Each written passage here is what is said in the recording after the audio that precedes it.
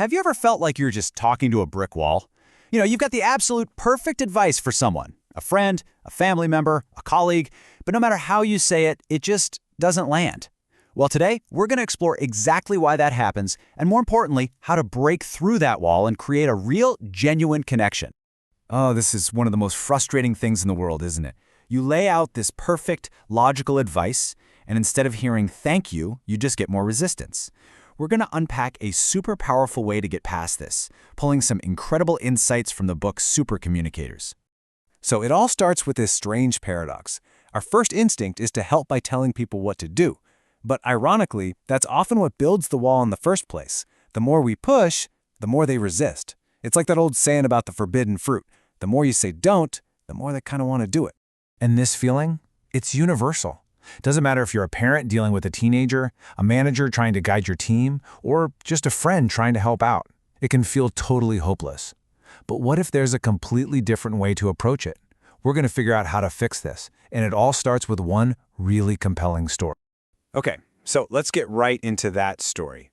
We're heading to Iowa to meet a teenager named Neil.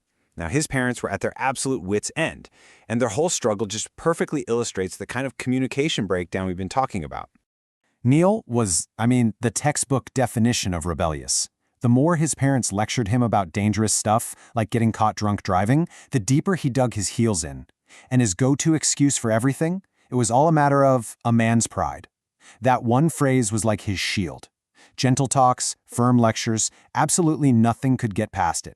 And his behavior? It just kept getting worse. So his parents were desperate, and they sent him to a therapist. And this, right here, is where it all changes. The therapist didn't use any of the parents' tactics. You can see the difference here.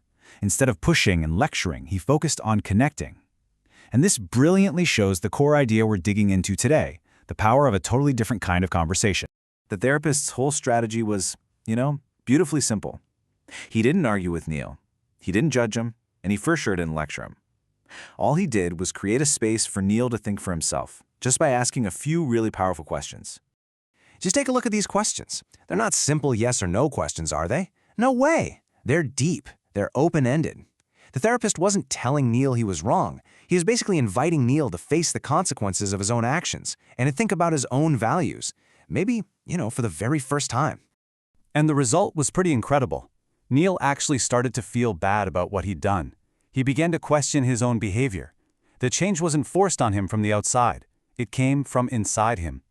The therapist didn't hand him any answers. He just gave him the questions that let Neil find his own. So why was this so powerful? What was actually happening here on a psychological level? Let's break down the process that the therapist kicked off, this loop that turns a simple chat into a really profound connection. This slide here, it maps out the whole process, and it's fascinating. It's this 4-step loop. It all starts when you ask a really good question, which sparks a little self-awareness. That self-awareness then opens the door for vulnerability, where real feelings can come out. That shared feeling leads to emotional alignment, or contagion, which is the final step before you truly connect. Now, this idea of emotional contagion is so important. When Neil admitted he'd feel guilty, that's the vulnerability part, the therapist didn't judge him at all. Instead, he kind of tuned his own emotional state to match Neil's calm, reflective mood. He made it a safe space. He was basically saying, hey, I'm with you in this feeling, and that is the absolute foundation of trust and connection. Okay, so this all sounds great in theory, right? But how can you actually use this in your own life? Let's get practical. We're going to break down 4 simple techniques that you can start using today to build these kinds of deeper connections. Yeah, forget all the complex psychology for a second. It really just boils down to these 4 key strategies. If you can get a handle on these, you'll be well on your way to becoming a super communicator.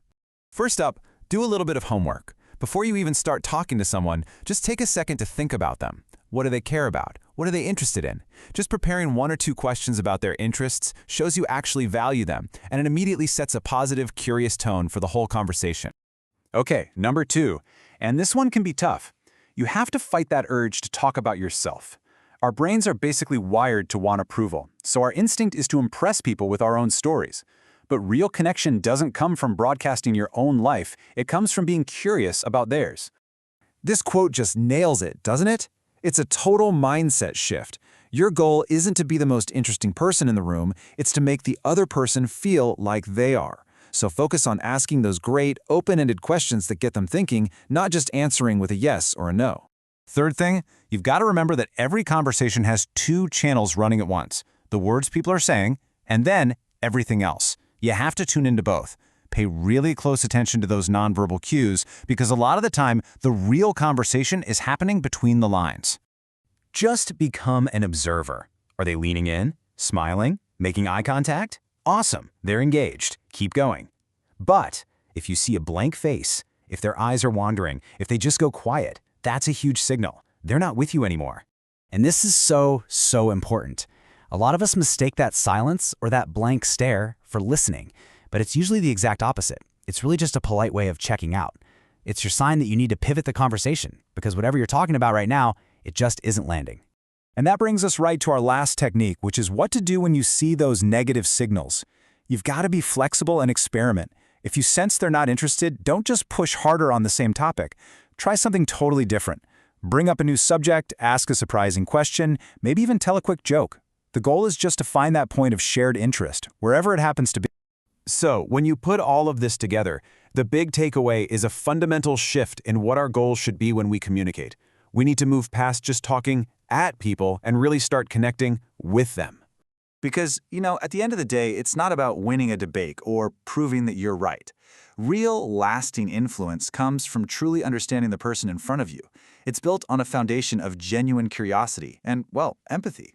So that really leaves us with one final thought for your very next conversation. You've got a choice to make. Are you going to fall back into that old habit of just speaking, dishing out advice and making your points, or are you going to try to truly connect? That one simple choice could completely transform your relationships and your ability to make a real impact on the people in your life.